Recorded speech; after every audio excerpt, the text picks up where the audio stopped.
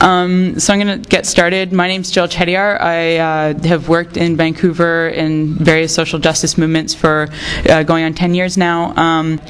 I want to talk today specifically about the housing crisis as it exists in the downtown east side, but not just the nuts and bolts of that, but also how that fits into a colonial framework and what's happening across the province, across the country, and really across the world. When we talk about the Olympics or any kind of mega event that would come to a city like Vancouver, we have to examine what really are the motives behind the super capitalists that are putting this thing on. It's about raising the profile of Vancouver, sure. It's about making it a bigger spot on a map. It's about, in some ways, I think the entrenchment of Vancouver or any other kind of mega event hosting city is about sort of strengthening the fort, if you will. Creating a safer and safer space for the capitalist elites to kind of converge and have their conventions, buy their multi-million-dollar homes, etc., etc. So what comes with that is a whole lot of pressure on people who don't fit into that framework, people who don't belong to the capitalist elite.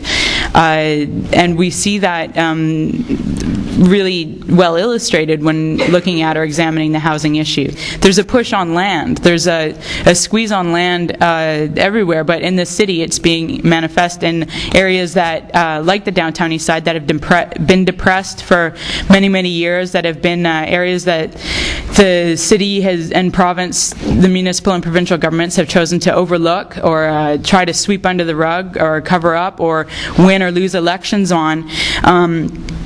Places like this are experiencing a boom, a real estate boom, where buildings that maybe at some point that could house 100 people might have been worth $200,000, $300,000 are worth now $2 and $3 million. So this is significant because the people, typically slumlords who own these buildings, are now seeing their long-term investment come to fruition. So ideally what they would want to do to meet their ends is to sell those buildings at this extreme profit and let the developers who would be purchasing them do with them what they would. That would specifically be turning them into condominiums or tourist hotels, backpacker hotels, these types of establishments. Certainly not low-income housing buildings, which is, for better or for worse in most cases, what they are now for the most part. The other thing, the point of concern is not just that it's happening, and certainly developers are looking to make a quick buck on this, as well as the slumlords, but the fact that this system of further disenfranchisement is being held up and moved forward by municipal, provincial, and federal governments by making bylaws or provincial laws that make the process of buying and selling these buildings more easy. The municipal government is facilitating the process of turning these buildings over to developers.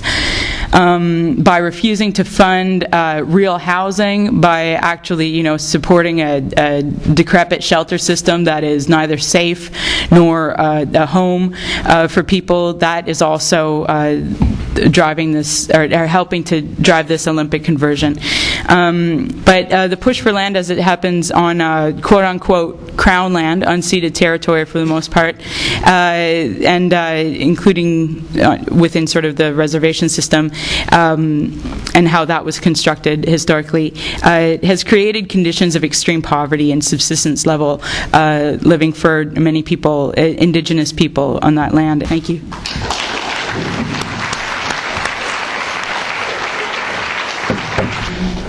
That's a term I use to describe what we're experiencing here in British Columbia and around the world through the process that you may know of as globalization, and which we first really became aware of after the 1994 Zapatista uprising, because they were one of the first movements to really address the phenomenon of neoliberalism, which is globalization, right? The ideology of globalization. In my research, I found this corporate colonialism really began to rise in the 1600s with the establishment of the first state-owned and licensed companies, such as the Dutch West India Company, the English Royal African Company, the British East India Company, etc. These were the first real corporations. They had all the sovereignty of the of the nation, of the states, which were previously responsible for colonialism.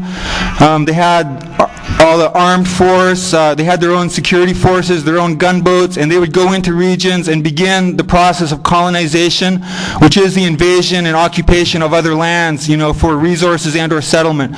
So these corporations, they began to rise in the 1600s, and they had a major impact on the colonization of not only the Americas, but Africa and Asia.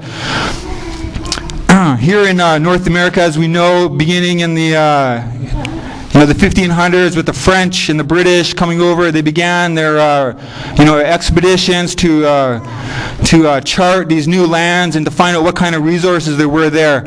The French, in particular, were very successful with the fur trade. If you know anything about this history of Canada, the French were very good at the fur trade, and the British found themselves at a disadvantage. In 1669, there was two French fur traders who defected, and they began working with the British, and they told them about these trade routes going through the Hudson's Bay region, which would bypass the French colony at the time. So the next year, in 1670, the Hudson's Bay Company was established by Prince Rupert, who was a cousin of King Charles II, who was the man responsible. He gave the Hudson's Bay Company this license for trade in North America. So Hudson's Bay Company was given the exclusive rights to trade and commerce in the British colonies of North America. So today, the Hudson's Bay Company, it continues to exist as the Bay, and it has a number of subsidiary companies, including Zellers. And today, it's one of the premier sponsors of the 2010 Winter Olympics. It's a corporation. It's over 330 years old. It's one of the oldest corporations in the world, and it's had a major impact on Canada and the province of BC in terms of colonialism and the establishment of the colonial regime. The Hudson's Bay Company is named after Henry Hudson, who was a commercial explorer. He worked for the British East India Company and the Virginia Company, and one of his main jobs was going out and charting territory and beginning the commerce. In 1610, he was exploring the Hudson's and James Bays when his ship became stranded during the winter. It was caught in an ice jam. So for the winter, him and his crew, they went on land, and they just kind of sheltered themselves through the winter. The next year, in 1611, when the spring began, Henry Hudson wanted to continue the exploration, but his crew refused, and they mutinied, and they left him, his son, and some other crew members on a boat, and they just set them adrift, and that was the last that was ever seen of Henry Hudson. So as I mentioned, the British and the French, of course, they had wars here in North America and Europe. And one of the main causes of the war was who was going to control the colonial empires, especially in North America at the time. So in North America, there was a major competition between the British and the French. And the British had established the Hudson's Bay Company. In 1783, the French established the Northwest Company. And these two companies would engage in a very fierce and deadly competition over the next few decades. And it was this kind of competition between these corporations, that's what really fueled the early colonization of lands, because these companies are competing against one another. They're competing to who can send in the first explorers into regions, who can set up the first outposts, establish the first forts, and monopolize the fur trade. So this was the competition that they were engaged in. Beginning in the early 1800s, both these companies began to penetrate into what would become British Columbia. In 1805, the Northwest Company established Fort St. John, and this was followed the next year with Fort St. James. In 1812, they established Fort Kamloops. So this process began. At this time, they began establishing forts throughout the region.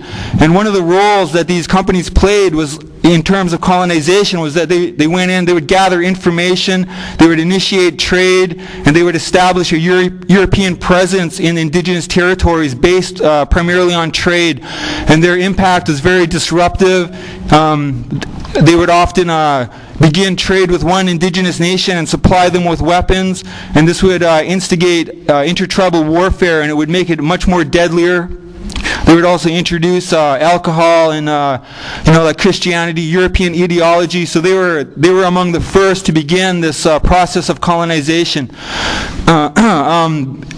At this time, in the early 1800s, this competition became so intense. In 1816, there was a big gun battle between employees of the Northwest Company and the Hudson's Bay Company.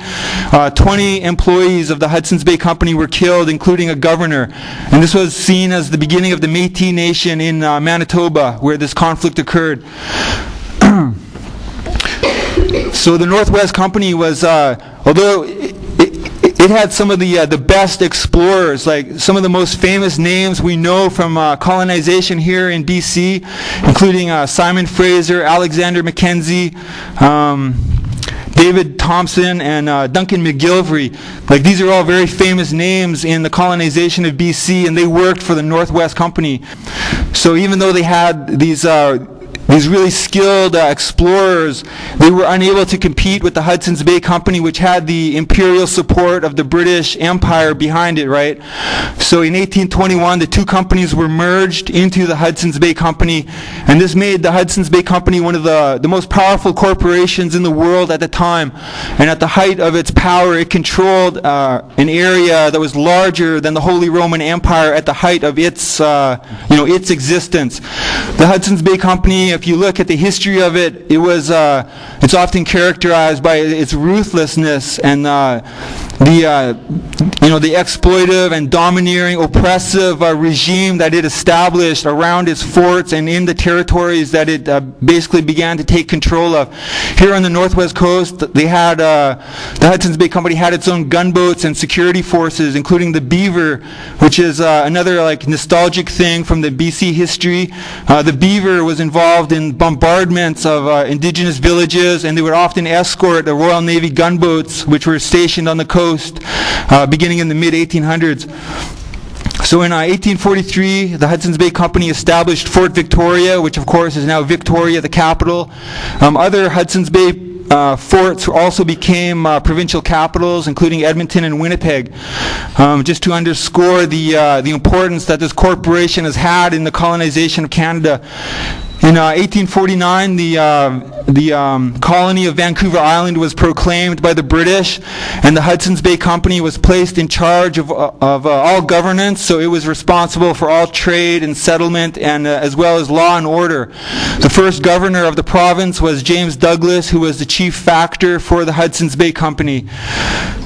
Shortly after the Hudson's Bay Company was established as the government, the British stationed a number of Royal Navy gunboats on the coast, and they were under the control of the Hudson's Bay Company, which was the colonial regime, right? That was the government at the time.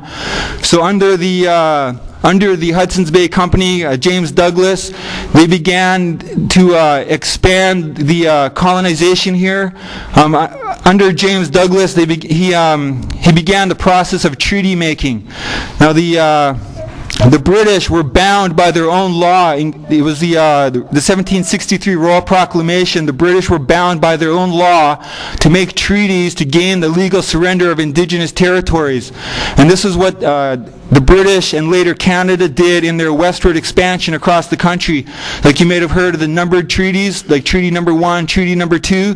This covered vast regions, particularly in the prairies, usually made under duress, like the indigenous peoples were suffering starvation, particularly as a result of the U.S.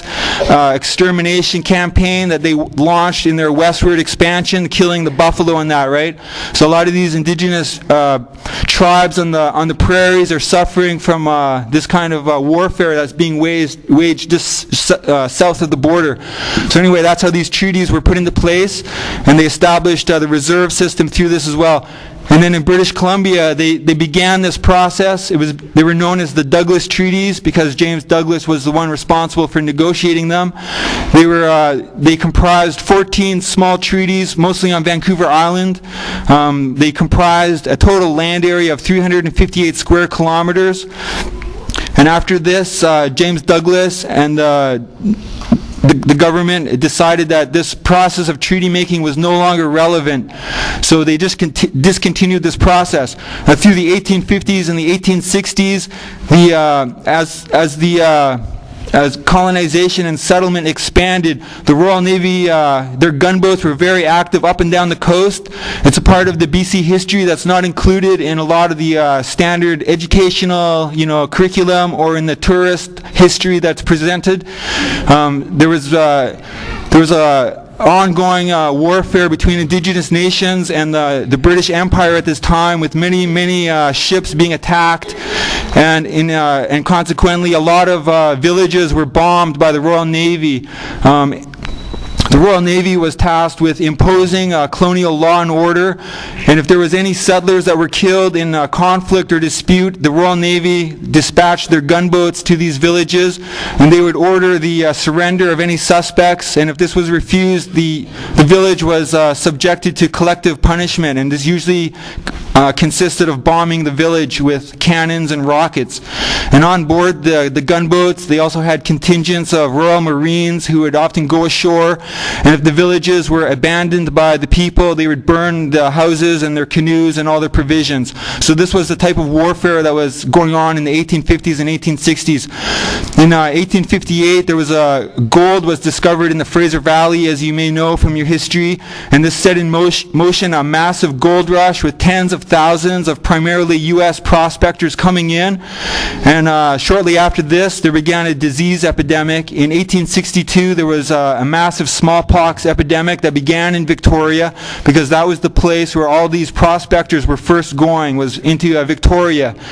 So when this epidemic began, the colonial authorities in Victoria, they began a quarantine, because they knew, of course, at this time they had a smallpox vaccine and they knew how to deal with these epidemics.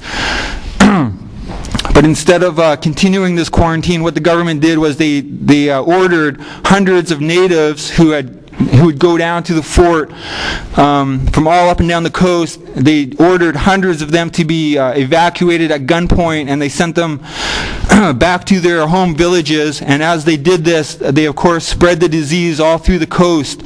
And this began a massive epidemic in which 1 in 3 native people died. It was one of the biggest epidemics on the coast. So that was so that's basically the a brief history of the role of the Hudson's Bay Company and its auxiliary force, the Royal Navy gunboats. As concerns the Hudson Bay Company, it's part of a broader process. That process is 500 years old. The fact that we now have a new term of the art by which to define it doesn't make it new. It's now called globalization. It used to be called imperialism, as in British Empire.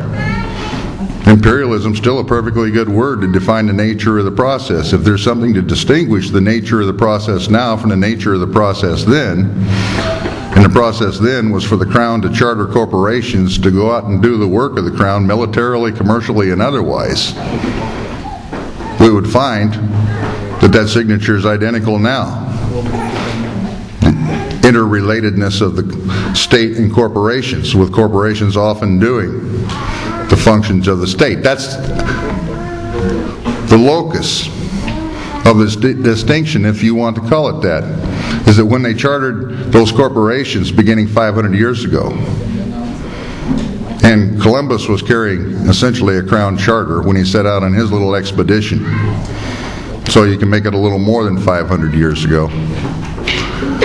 Those corporations were being chartered to provide the material basis for consolidation of the state as an entity of wielding power.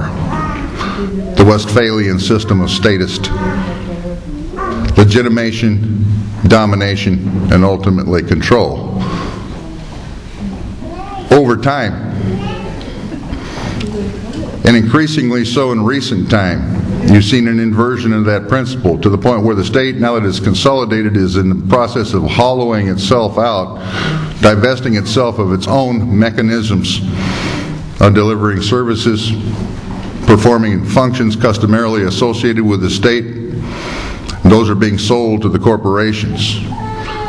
Understand, however, that while the corporations were utilized to create a foundation or a basis for consolidation of the state, in its consolidated form, the state has utilized the resources drawn from the mass of people in the form of taxation to create those mechanisms for the delivery of what it calls services, to perform its functions.